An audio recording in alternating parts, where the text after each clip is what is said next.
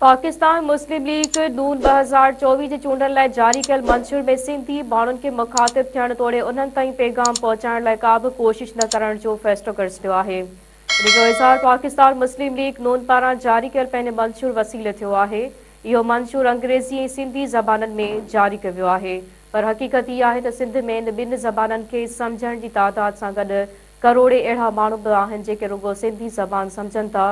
इन अहमियत खे नज़र में रखंदे पंहिंजे गवर्नेंस जे हवाले सां शदीद तनक़ीद हेठि ईंदड़ पाकिस्तान पीपुल्स पार्टी अंग्रेज़ी ऐं उर्दू ज़बाननि सां गॾु सिंधी में बि मंशूर जारी कयो आहे। इन जो मक़सदु इन्हनि माण्हुनि ताईं पंहिंजो पैगाम पहुचाइणु आहे जेके रुॻो सिंधी ज़बान सम्झी सघनि था।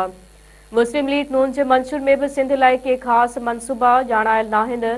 उन खां सवाइ सिंधी ज़बान में मंशूर जारी न थियण करे सिंधी सम्झंदड़ माण्हुनि ताईं मुस्लिम लीग जो पैगाम बि न पहुचंदो।